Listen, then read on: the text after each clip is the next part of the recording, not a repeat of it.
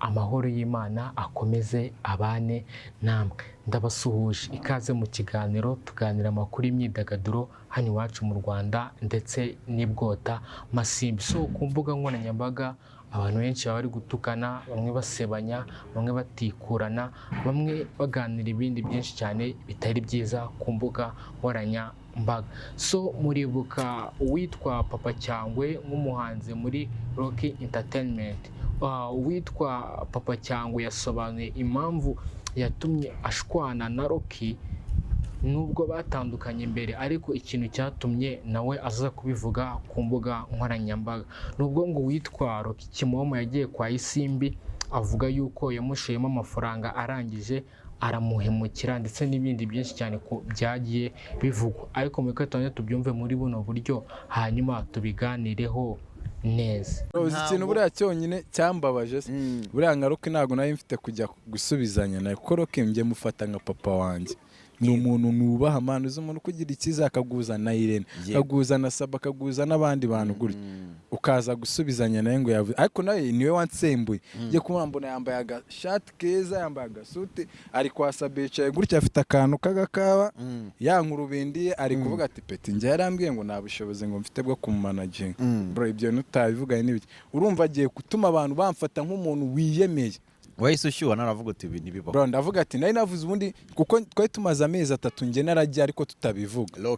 Rocky kabisa mvuga ati twikoranira nkuko we na Niyo Bosco mumeze muri amashuti akora ibyo ukora ibyawe ariko mukanahura mu bikorwa byo ukaba wabonekamo ibyabonekamo wabonye umwanya no mu bigano mugakorana mukamwe yanagusupporta. Nizere ko mwabyumvishe uwo ni uwitwa Papa Cyangwe ubwo yabisobanuraga ikintu cyatumye nawe ajya kuri attack avuga kuri Rocky Kimomo. Ese koko mu mboni zanyu Rocky Kimomo Papa Cyangwe iyo baba bari kumwe baba bagize kuyihe level nziza cyane?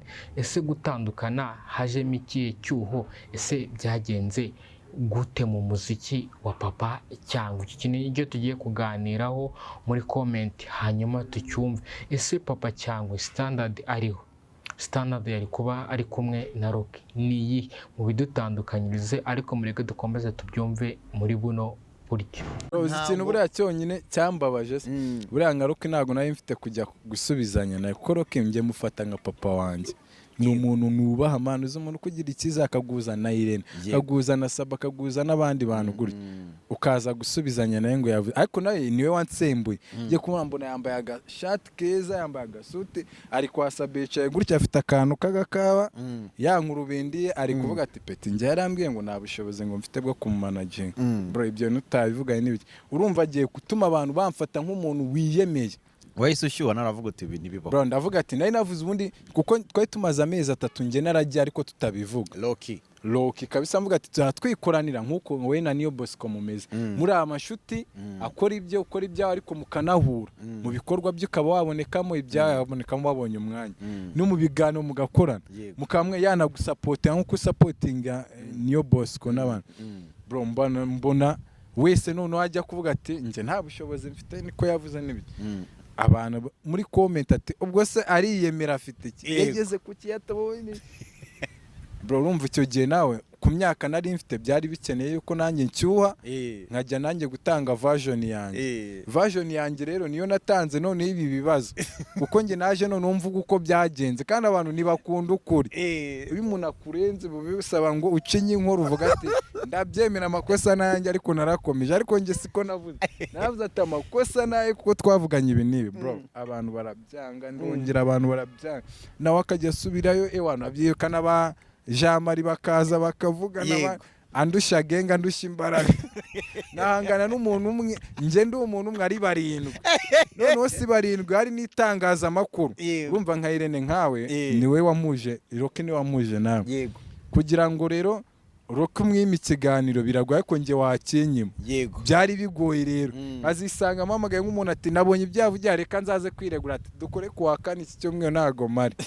Abantu ubwo bari kureba ukuri kwe. Ukuri kwa Rocky kugomba kugenda konyine nje nakwanje guhari.